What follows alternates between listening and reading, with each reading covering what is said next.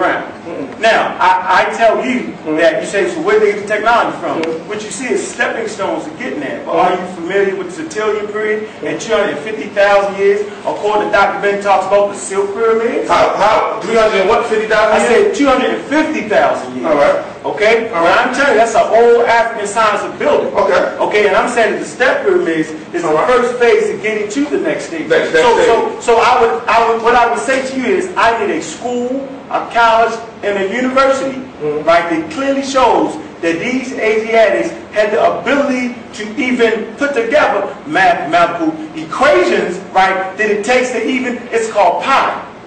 Pi is what? The width, right, and the height. Double the width and the height. So one school, what Asiatic papyrus shows you that they had the ability to do that? Do you have that? That's my point. It's easy because they came from a place called Sumer. So stop for a minute. But the Sumerians themselves, you just said it, they never reached that level of building. You said the ziggurats. You said the ziggurats. Listen, and what happens in ancient Egyptian history is Egyptians draw from other knowledge, bring it in, and they perfect it. I give them that. They perfected, perfect example, that Egypt didn't start with chariots. They didn't start with chariots. They took the Hittites' chariot and they mastered it. Hittites' chariots could only go straight, couldn't really turn. The Egyptians came and said, I got one that can turn on a drop of a dime. What they did is took the science of ancient and they mastered it. They ended up figuring it out. But it was all civilization and all nations of Hamitic and Shemitic people coming together that mastered all civilization. So hold on. So the answer to that question is, you said it was Sumerian technology they came in for the pyramids? That's what you're saying? Yeah, I'm saying it was passed down because there is no, people just do not jump on the scene and just come out of nowhere and don't have a rudimentary foundation. So let's translate this then. All right.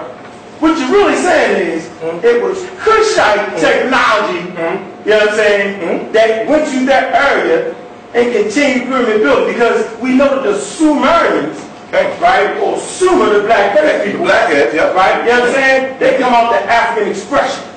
Okay, that's what it is. And we know they got overran early in their history by the Akkadians. Okay, so any technology, so anybody in Sumer, they would have had to migrate from, quote unquote, we call it Africa, with this technology. So you said the technology left Africa and went to this portion of Africa, we call it Sumer, and came back in. No, I'm telling you that Ethiopia, Kushite, as you know, was the three continents connected. What three continents are you talking about? I'm talking about Africa, Asia, and some parts of Europe. That's funny. That's only one though, right? They ain't even a continent. They're not even a continent because they're not islands. Okay, we're not gonna play. We're not gonna play on horse.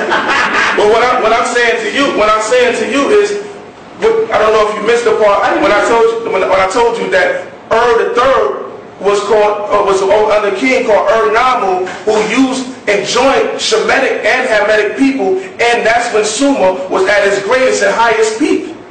So that's what I'm saying to you. So when I'm going into, when I hear some of the Egyptologists, they're using places like, this is 1,000,000 years old, or 40,000 years old. They have no technology to even trace that back that far. No, you're right. No, and this is what I'm getting into, because one of the questions, now this is some of the questions. Answer that question though. I answered the question.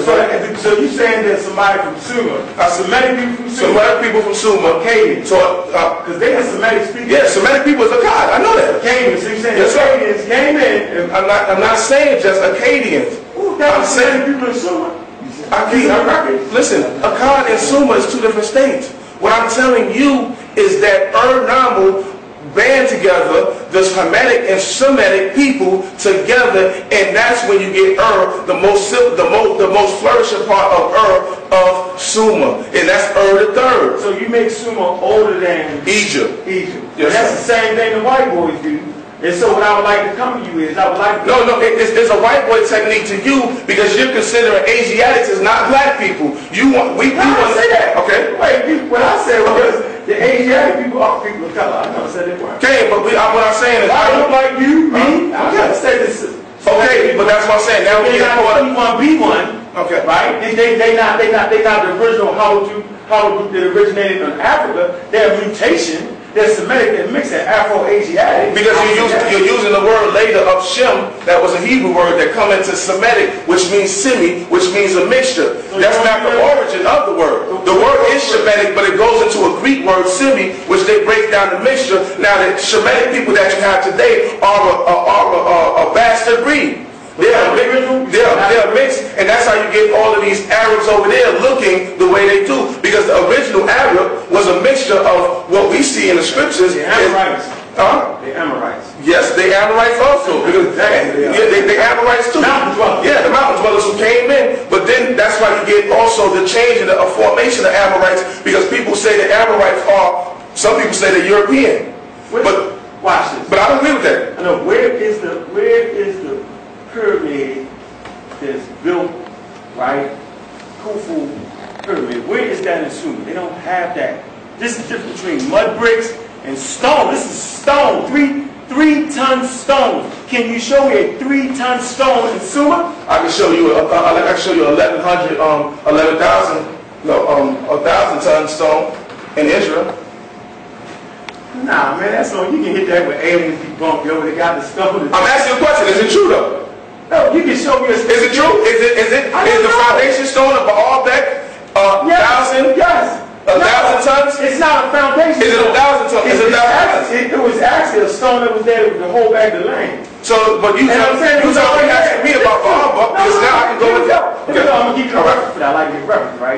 You can go to YouTube and type in ancient aliens debunked. And talk about that exact song. My man Nasi, appreciate that Nasi.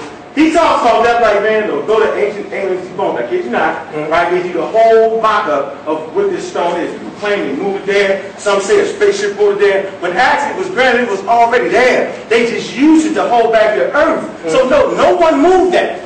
That's my point. But in Africa, okay, so they definitely moved those stones. Let's move to the Temple Mount. No, stop. We ain't gonna go there yet. We're gonna stick to Sumer. You're asking me about ancient civilizations and how were they able to do what Egypt has done was move a 2-ton stone, right? That's what I said. I said, where in Sumer do you show the technology to move 3-ton stone? I assume what I just showed us. Listen, I went to Israel because I'm showing you that technique is not just in Egypt. It's all over. If you let me explain this to you since you don't want to accept my answer. No, I just show. Only reason I'm not accepting you do a good job. You twisting it. What I'm saying is the thing that you mentioned in Israel was already there. That's what I'm trying to. Let's go to the Temple Mount. Of what? Of whose temple? Jerusalem. Jerusalem Temple. Jerusalem Temple Mount. Now the Jerusalem Temple Mount is 600 tons, and it has 3 different foundation stones. The one under it is 400. The one under it is 300 tons. The archaeological remains of the temple in Jerusalem. It's there. They have caverns there. No, because the archaeological date for the temple foundation is older than the temple itself. Okay, but I'm saying that you said the temple of Jerusalem. What date? I'm gonna make sure we're on the same page. Go ahead. Was built by who? What's the date? You don't know. In Jerusalem. You don't know. So, but you know who occupied Jerusalem in 1200 BCE? 1200 BCE? Yeah. It was Salem. It was a different people. It was Jericho. It was different people. And during that time, the Cometics. They ruled that area. The Cometics got okay. Go ahead. Know 1200 BCE. The city of Jerusalem is controlled by Kemet. Because you're giving the dating back to the Tel Armana tablets with Ahkkakek in the correspondence? No, they found originally archaeological find. They found sphinxes in the scripture. That's what I'm going. Because the sphinxes are in Egypt, and there's also sphinx inside of Sumer. And there's sphinx in Russia. Okay, so what do we? So that's what I'm telling you is the same people are building the same civilizations all across the world. They had just found a cutout in Peru, right? They this just as far back as the pyramids in Egypt. That's what I'm telling you. What I'm telling you, I'm not going to agree and say that this is what it is. I'm telling you what they're right. Listen to what I'm saying. The cutout in Peru, they're dating it back. What I'm showing you, it is the exact same replicas all over the world. It just isn't isolated in one place. And I told my explanation to you is that in Egypt took science from other people and they mastered it. Listen, hold on. Wait. Okay. If you go to Peru, right, and touch them daggone things fall apart. If you go to Iraq and touch them, they're going to fall apart. I ain't saying by the time you go to Cuba, you got capstones, which is gold. Right? You got the limestone, you got the marble casing, this is white, when the Arabs took it and built their temples. You don't have a structure like that in the ancient world. That's what I'm trying to show you. You got mock-ups, trying to be, you know what I'm saying? It's like talking about a daggone Bentley and trying to put a Chevette up against that. You might even tell them that. You go. Yeah, that's like saying, you go. Listen. Technology is totally different. That's what I'm trying to show you. You don't have that type of... Listen, what I'm saying to you, and you're not understanding. What I'm saying is that Egyptians took technology or utilized technology from ancient Cushites and Shemitic people, and they mastered it. That's what I'm telling you. And I said mastered it. So if you're asking me, find it like this, I'm telling you there isn't no structures like in Kemet. Right, but you know why I said that? Because the claim was this. I like to stay straight to the claim. The claim was that some Asiatics came in with technology from Sumer, and my question is, well, it seemed like to me, they would have took advantage of that technology in Sumer first before they came all the way to Kemet. That's why I said that. And that's because it's a process in the growth with the development. Okay, we can leave that if one civilization is dominant, also each civilization is going to stack off another civilization. This is how it happens. So if you see something that's great in Sumer or in Egypt, it doesn't mean it's the first. It might actually mean it's a prototype of something else, and it becomes developed into a greater thing. Sumer didn't do that though. I'm going to say when you go there, there's a whole bunch of monks. Well, if you look at the Masabas, they look like ziggurats. The Masaba were tombs. And they look like ziggurats. No, that's how you build a ziggurat. Okay, but that's what I'm showing you. The ziggurat was stone, the Masaba was mud. So they couldn't get that technology, couldn't do it. No, who couldn't get it? The Egyptians couldn't get it? No, they took it. That's what I'm saying to you. Why would Egyptians, if they had the advanced technology, mimic ziggurats by making them out of mud? It doesn't make sense. Say that again? Why would Egyptians mimic a ziggurat and make it out of mud, knowing that they're going to last? It doesn't make sense. Egyptians didn't make no Masabas. It was in brick. They did that in stone. That's stone. So Masabas is built from a mud type. No, it's not. The Masabas in Kemet was stone. All right. They were tombed. All right. Well, I'm asking Masabas from what I understand. Where? And you talking about in Kemet, the smaller, lower Kemet Masabas are dark brown color. Am I right? I'm not sure about what color they are. All right, we'll look into that. Right, but what I will say is this: no Asiatics, you have no proof. You're just you're putting it together in your head. I'm not mad at you doing that, right? I'm not putting it together in my head. That's why I say, give me a poem. You know they had blueprints, right?